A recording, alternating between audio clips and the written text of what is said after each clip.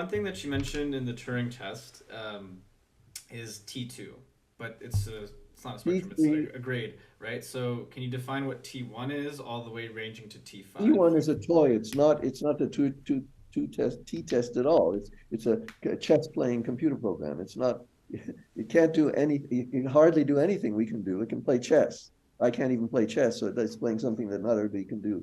Um, that's T1. So that's you get into the Turing hierarchy with T2, and that's words only because that's the one that Turing used. And the next one is the robot. The robotic version is not just words; it includes words. The robotic version of the Turing test is indistinguishable from us, not only in what it says, but also in what it does and what it does with what it says.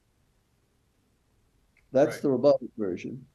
And then there's, I don't know if you want me to get into T4. There's also what's going on inside the head. But most of us, when we think about cognition and what it is, what you're able to do if you can think, cognition is thinking. We think about what we do, what we can do, not what's going on in our. If we had the robot in the class, somebody pretended to be a robot, and the idea was if she opened her head and showed that there were all kinds of other stuff there that's not in our heads, that would make us wonder. But I'm not. It's not clear how relevant that is.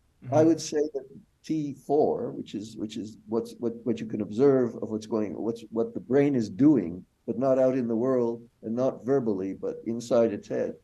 The only part that's relevant, I th- I think, Stephen says, I think, is it needs to what needs to be put into the robot in order to make it past T3. In other words, without certain T4 features, maybe it can't pass T3. But we'll learn that in trying to get it to pass T3 and then fishing around with T4 features of the brain and trying to build those. For example, I think it would be a good idea to build in the capacity for supervised and unsupervised learning, which we know you Hmm. can do computationally, and the brain can do it, but not necessarily with the same physiological apparatus, but something like that.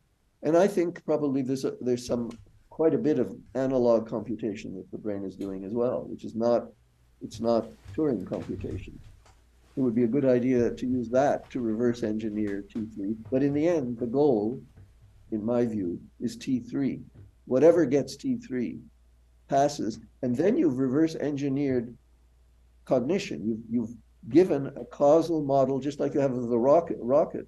Um, Not only do you have the computational version of it, which is not relevant, really. I mean, that's the strong church Turing thesis. But when you turn the computational version of it into a real robot, it works. I mean, it's supposing it was me, supposing I was the one that said it was 5 years ago in MIT that was built.